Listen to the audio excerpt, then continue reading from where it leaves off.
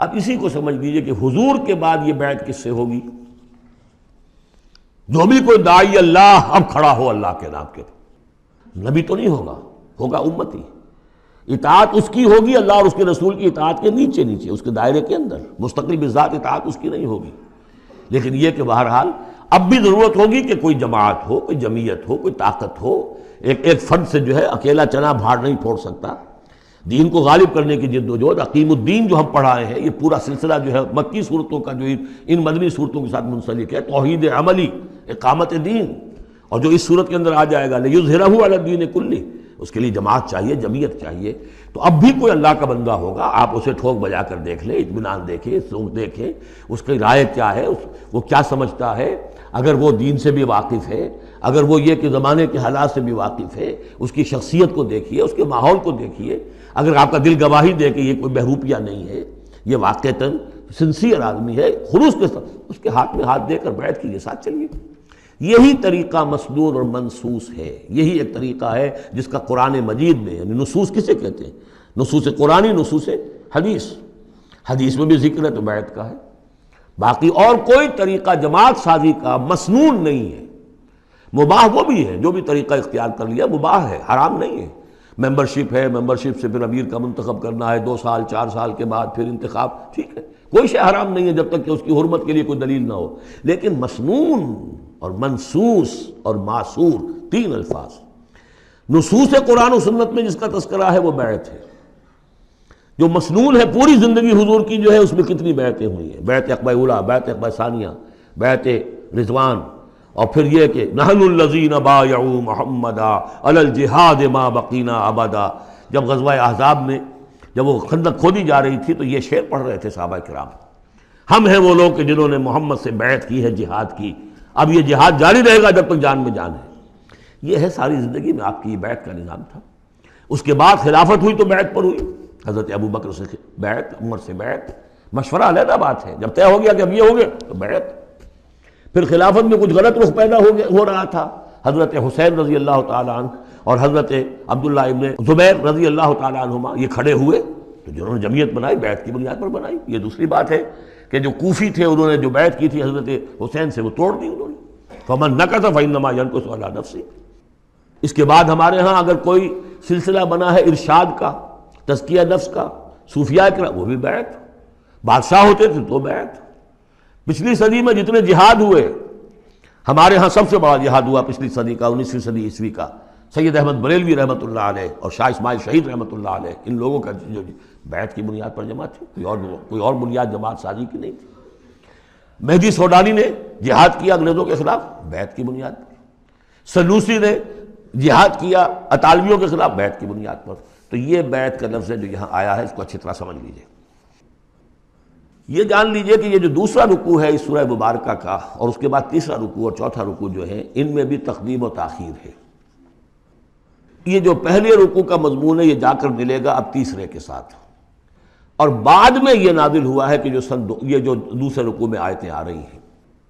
سَيَقُولُ لَكَ الْمُخَلَّفُونَ مِنَ الْأَعْرَابِ شَغَلَتْنَا أَمْوَالُنَا وَأَهْلُونَا، جب حضور واپس پہنچ گئے اور یہ غزوہ جو بیعت رضوان ہو گئی اور پھر صلح حدیبیہ ہو گئی، پھر آپ واپس پہنچے تو جاتے ہوئے گویا کہ ان سے کہا جا رہا ہے حضور سے، جیسے کہ غزوہ تبوک سے واپسی پر جو آیات نازل ہوئی وہ ہم سورہ توبہ میں پڑھ چکے ہیں۔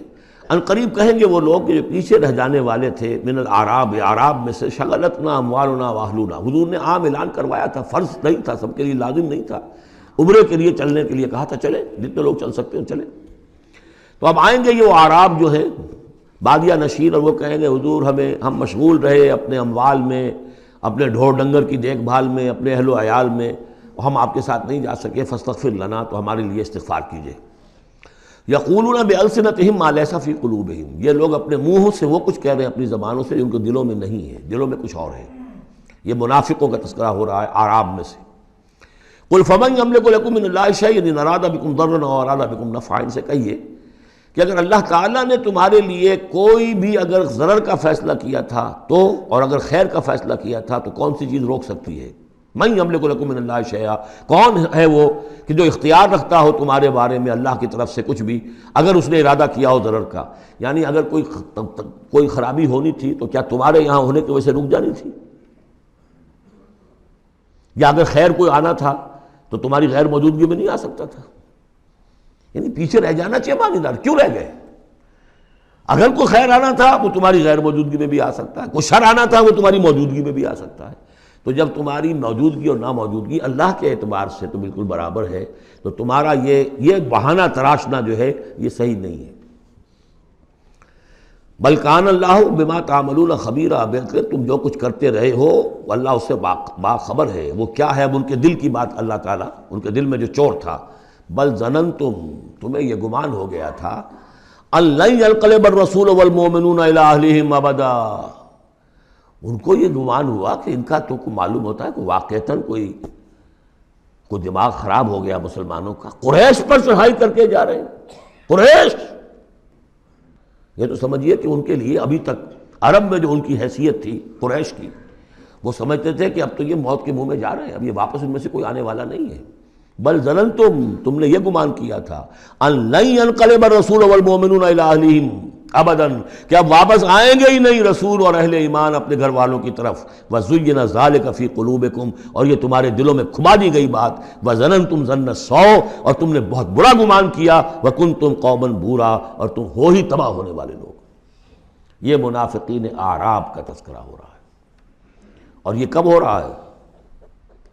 سن 6 میں۔ سن 2 کے اندر جو معاملہ تھا وہ بھی ہم دیکھ چکے ہیں، وہ جو سورہ محمد کے اندر آیا معاملہ، جبکہ ابھی یہ مرحلہ شروع ہو رہا تھا، ابھی قتال کا سلسلہ شروع ہونے والا تھا، اس وقت بھی ان کے دلوں میں صلح جوئی، امن سے کام کرو، صلح سے کام کرو، یہ خامخواہ جو ہے یہ اس طرح کی مہم جوئی مناسب نہیں ہے۔ اس وقت ان کا یہ خیال تھا۔ وَمَن لَّمْ يُؤْمِن بِاللَّهِ وَرَسُولِهِ فَإِنَّا أَعْتَدْنَا لِلْكَافِرِينَ سَعِيرًا، اور جو کوئی اللہ اور اس کے رسول پر ایمان نہ رکھے تو اللہ تعالیٰ نے ایسے کافروں کے لیے تو جہنم تیار کر رکھی ہے۔ وَلِلَّهِ مُلْكُ السَّمَاوَاتِ وَالْأَرْضِ يَغْفِرُ لِمَن يَشَاءُ، اور اللہ آسمانوں اور زمین کی بادشاہی اللہ ہی کے لیے ہے، وہ بخشتا ہے جس کو چاہتا ہے، وَيُعَذِّبُ مَن يَشَاءُ، اور عذاب دے گا جس کو چاہے گا، وَكَانَ اللَّهُ غَفُورًا رَحِيمًا، اور اللہ تعالیٰ غفور الرحیم ہے۔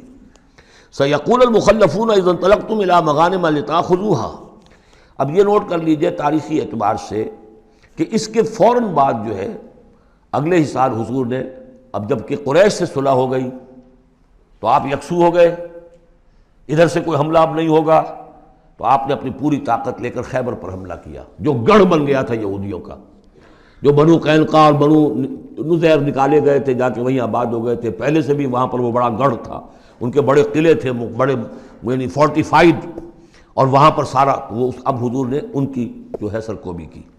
جب حضور خیبر کی طرف جا رہے تھے، اب ان کا ہم بھی چلتے ہیں آپ کے ساتھ، اس لیے انہیں یقین تھا کہ فتح ہوگی اور مال غنیمت آئے گا۔ سَيَقُولُ الْمُخَلَّفُونَ إِذَا انطَلَقْتُمْ إِلَىٰ مَغَانِمَ، اور اے مسلمانوں جب تم اب جاؤ گے غنیمت حاصل کرنے کے لیے، یعنی اب جو غزوہ خیبر کی طرف جو پیش قدمی کرو گے، تو یہی لوگ جو پہلے پیچھے رہ گئے تھے وہ یہ کہیں گے ذرونا نتبعکم، ہم بھی آپ کے ساتھ چلیں، اجازت دیجیے۔ یریدون ان یبدلوا کلام اللہ، یہ اللہ کے کلام کو بدل دینا چاہتے ہیں۔ وہ اللہ کا کلام اگلے رکوع میں آ رہا ہے کہ ان کے بارے میں طے کر دیا گیا تھا کہ جو لوگ اس صلح حدیبیہ کے موقع پر نہیں گئے ہیں ساتھ حضور کے، اب ان کو کسی بھی دوسری نیکسٹ جنگ کے اندر شمولیت کی اجازت نہیں ہوگی۔ وہ آگے آ رہا ہے، اس لیے اس کے سمجھنے میں تھوڑی سی دقت ہوتی ہے، لیکن سمجھ لیجئے کہ وہ آگے ہے، اس لیے تقدیم و تاخیر کی میں نے بات آپ سے کی تھی۔ یریدون یبدلوا کلام اللہ، یہ چاہتے ہیں کہ اللہ کے کلام کو تبدیل کر دیں، اللہ کے حکم کو بدل دیں۔ قل لن تتبعونا، کہہ دیجئے کہ نہیں اب تم ہمارے ساتھ نہیں جاؤ گے۔ کذالکم قال اللہ من قبل، یہ بات اللہ تعالیٰ پہلے ہی کہہ چکا ہے پہلے، اور اس صورت میں آ رہا ہے ذرا بعد میں۔ فسیقولون بل تحسدوننا، وہ کہیں گے یہ تو آپ لوگ حسد کر رہے ہیں ہم سے، آپ ہمیں ساتھ نہیں لے جانا چاہتے، جبکہ ہمیں اندازہ ہے کہ وہاں پہ غنیمتیں ملیں گی۔ بل کانوا لا یفقہون الا قلیلا، حقیقت یہ ہے کہ یہ فہم ہی نہیں رکھتے، تفقہ ہی نہیں رکھتے مگر بہت ہی تھوڑی۔ قل للمخلفین من الاعراب، یہ جو لوگ رہ گئے تھے پیچھے، یہ بدو لوگ، ان سے کہہ دیجئے ستدعون الی قوم اولی باس شدید، ان قریب پھر تمہیں بلایا جائے گا ایک ایسی قوم کی طرف، ایسے قوم کے مقابلے کی طرف جو بڑی طاقت والی ہوگی۔ تو قاتلونہم او یسلمون، یا تم ان سے قتال کرو گے یا وہ مسلمان ہوں گے اور یا وہ اطاعت قبول کریں گے۔ اس سے ہے اشارہ در حقیقت جو نیا سلسلہ جنگوں کا اب شروع ہونے والا تھا، اور وہ تھا سلطنت روما کے خلاف غزوہ موطا۔ اب اندرون ملک عرب کا معاملہ جو تھا وہ ختم ہوا، اب تو اصل جو معاملہ پیش آنا ہے وہ انقلاب محمدی کا بین الاقوامی مرحلہ ہے، تصدیر الانقلاب، انقلاب کو اب آگے ایکسپورٹ کرنا ہے، اور اب ٹکراؤ ہونے والا ہے جس کی پیشگی خبر دی جا رہی ہے سلطنت روما کے ساتھ، جہاں سٹینڈنگ آرمیز تھی لاکھوں کی، یہ رومن لیجنز مشہور ہیں تاریخ کے اندر، غرق آہن اور ٹرینڈ. تو تمہیں بلایا جائے گا اس وقت، پھر تمہیں ایک موقع دے دیا جائے گا، ستدعون الی قوم اولی باس شدید تقاتلونہم او یسلمون. اور یہ اصل میں تین چیزیں آ گئیں وہی کہ اب جو بھی اس عرب سے باہر جو معاملہ ہوا ہے، یا تو وہ اسلام لے آئیں یا وہ اطاعت قبول کر لیں، یہ دونوں یسلمون میں شکلیں ہو جائیں گی، اطاعت قبول کر لیں یا اسلام لے آئیں یا پھر جنگ ہوگی. فَإِن تُطِيعُوا يُؤْتِكُمُ اللَّهُ أَجْرًا حَسَنًا، اگر اس وقت تم اطاعت کرو گے اللہ کے رسول کی، ان کے ساتھ جاؤ گے تو اللہ تعالیٰ جو ہے تمہیں اجر حسنہ دے گا. وَإِن تَتَوَلَّوْا كَمَا تَوَلَّيْتُم مِّن قَبْلُ، اور اگر تمہیں اسی طرح پیٹھ دکھا دی جیسے کہ پہلے پیٹھ دکھائی تھی، يُعَذِّبْكُمْ عَذَابًا عَلِيمًا، تو اللہ تعالیٰ عذاب علیم دے گا تمہیں. لَيْسَ عَلَى الْأَعْمَىٰ حَرَجٌ، ہاں اگر کوئی اندھا ہے تو اس پر کوئی الزام نہیں ہے، کوئی تنگی نہیں ہے، وہ اگر نہیں گیا کوئی بات نہیں. وَلَا عَلَى الْأَعْرَجِ حَرَجٌ، نہ کوئی لنگڑا ہے تو اس کے لیے بھی نہیں ہے. وَلَا عَلَى الْمَرِيضِ حَرَجٌ، اسی طریقے سے کوئی بیمار ہے تو اس پر بھی کوئی اس کی باس پرس نہیں ہے. وَمَن يُطِعِ اللَّهَ وَرَسُولَهُ يُدْخِلْهُ جَنَّاتٍ تَجْرِي مِن تَحْتِهَا الْأَنْهَارُ، اور جو اللہ تعالیٰ اور اس کے رسول کی اطاعت کرے گا اللہ تعالیٰ اس کو داخل کرے گا ان باغات میں جن کے دامن میں ندیاں بہتی ہوں گی. وَمَن يَتَوَلَّى، اور جو کوئی پلٹ جائے پیٹھ موڑ لے، يُعَذِّبْهُ عَذَابًا عَلِيمًا، اللہ تعالیٰ اسے عذاب علیم دردناک عذاب دے گا. اب اس کے بعد یہ پہلے رکوع والا مضمون جو بیعت کا مضمون چل رہا تھا، وہی بیعت کا مضمون اب آگے یہاں چل رہا ہے. یہ بیچ والا جو ہے دوسرے رکوع کا مضمون، یہ اس کے بعد کا تھا، پہلے آ گیا. وہاں جو فرمایا تھا کہ ان الذین یبایعونک انما یبایعون اللہ، اب آگے چلیے. لقد رضی اللہ عن المؤمنین اذ یبایعونک تحت الشجرہ، اللہ راضی ہو گیا ان اہل ایمان سے جو آپ سے بیعت کر رہے تھے درخت کے نیچے. فعلم ما فی قلوبہم، تو اللہ تعالیٰ کے علم میں ہے جو کچھ ان کے دلوں میں تھا. اور اس وقت ذوق شہادت اور جوش جہاد تھا، ابھی وہ صلح کی بات تو ہوئی نہیں، وہ تو بیعت کر کے ہونے کے بعد ہوئی ہے. فانزل السکینۃ علیہم، اللہ نے ان پر سکینت، سکون، اطمینان نازل کر دیا. واصابہم فتحا قریبا، اور انہیں فتح دے دی بہت قریب. وہ فتح قریب وہی ہے، انا فتحنا لک فتحا مبینا، اس صلح کو کہا گیا کہ فوری طور پر انہیں فتح مل گئی. ومغانم کثیرۃ یاخذونہا، اور بہت سی غنیمتیں ہیں جو وہ اور جو لیں گے حاصل کریں گے. وکان اللہ عزیزا حکیما، اور اللہ تعالیٰ زبردست ہے حکمت والا. وعدکم اللہ مغانم کثیرۃ تاخذونہا، اے مسلمانوں اللہ کا تم سے وعدہ ہے بہت سی غنیمتیں تمہیں ملیں گی. فعجل لکم ہذہ، تو یہ تو تمہیں نقد دے دی ہے، فوری طور پر دے دی ہے یہ فتح جو تمہیں مل گئی ہے. وکف ایدی الناس عنکم، اور اللہ تعالیٰ نے روک لیا لوگوں کے ہاتھوں کو تم سے. لتکون آیۃ للمؤمنین، تاکہ یہ اہل ایمان کے لیے ایک نشانی بن جائے. وَيَهْدِيَكُمْ صِرَاطًا مُسْتَقِيمًا، اور اللہ تعالیٰ تمہاری رہنمائی فرمائے سیدھے راستے کی طرف. یعنی اب تمہاری جد و جہد جو ہے وہ تیر کی طرح سیدھی کامیابی کے آخری مراحل تک پہنچ جائے. وعدکم اللہ مغانم کثیرۃ تاخذونہا، اللہ تعالیٰ نے اے مسلمانوں تم سے وعدہ کیا ہے بہت سی غنیمتوں کا جو تمہیں حاصل ہوں گی. فعجل لکم ہذہ، تو یہ تو اللہ نے فوری طور پر تمہیں عطا کر دی ہے، یعنی یہ فتح مبین. وکف ایدی الناس عنکم، اور لوگوں کے ہاتھ تمہاری جانب سے روک لیے. یعنی جنگ اگر ہوتی ظاہر بات ہے کہ قریش بھی پھر اگر اس میں اپنی قوت کا مظاہرہ کرتے تو کچھ نہ کچھ نقصان تو مسلمانوں کا بھی ہوتا. کف ایدی الناس عنکم، ان کے ہاتھ باندھ لیے اور روک لیے اللہ نے تم سے. وَلِتَكُونَ آیَةً لِّلْمُؤْمِنِينَ، اور تاکہ یہ اہل ایمان کے لیے ایک نشانی بن جائے. وَيَهْدِيَكُمْ صِرَاطًا مُسْتَقِيمًا، اور اللہ تعالیٰ اب تمہیں سیدھی راہ پر جو ہے گامزن کر دے، یعنی تمہاری جد و جہد کو، اجتماعی جو جد و جہد ہے تمہاری، اسے براہ راست تیر کی طرح سیدھا اب اس کے آخری ہدف اور منزل مقصود تک پہنچا دے. وَأُخْرَىٰ لَمْ تَقْدِرُوا عَلَيْهَا، اور کچھ اور بھی فتحیں ہیں جن کا ابھی تک تمہیں جس پر قدرت حاصل نہیں ہوئی ہے. قد احاط اللہ بہا، اللہ تعالیٰ ان کا بھی احاطہ کیے ہوئے ہے. یعنی یہ کہ اس کے فوراً بعد تمہیں ایک فتح ملے گی جو کہ خیبر کی ہوگی، کیونکہ یہ اس جو رکوع ہم نے دوسرا پڑھائے ہیں، تیسرا اس سے پہلے نازل ہوا ہے. اور یہ کہ پھر فتح مکہ ہونے والی ہے. اللہ تعالیٰ نے یہ تمام فتوحات جو اللہ کے تو علم میں ہے، اللہ کے نے ان کا احاطہ کیا ہوا ہے. وَقَالَ اللَّهُ عَلَىٰ كُلِّ شَيْءٍ قَدِيرٌ، اللہ ہر چیز پر قادر ہے. وَلَوْ قَاتَلَكُمُ الَّذِينَ كَفَرُوا لَوَلَّوُا الْأَدْبَارَ، اور اگر یہ کافر یعنی قریش مکہ تم سے جنگ کرتے تو لازماً پیٹھ دکھا دیتے، پیٹھ پھیر جاتے. ثم لا یجدون ولیا ولا نصیرا، اور پھر نہ پاتے اپنے لیے کوئی حمایتی، کوئی مددگار۔ سنت اللہ التی قد خلت من قبل، یہ اللہ کی وہ سنت ہے، اس کا دستور ہے، اس کا قانون ہے کہ جو پہلے سے چلا آ رہا ہے، یعنی یہ کہ اللہ تعالیٰ اپنے رسولوں کی مدد کرتا ہے۔ تو اب رسول کے ساتھ اگر وہ جنگ پر آمادہ ہو گئے ہوتے تو یقیناً ان کو پیٹھ دکھانی پڑتی اور شکست ان کا مقدر بنتی۔ سنت اللہ التی قد خلت من قبل ولن تجد لسنت اللہ تبدیلا، اور نہیں پاؤ گے تم اللہ کی سنت اور اللہ کے دستور میں کوئی تبدیلی۔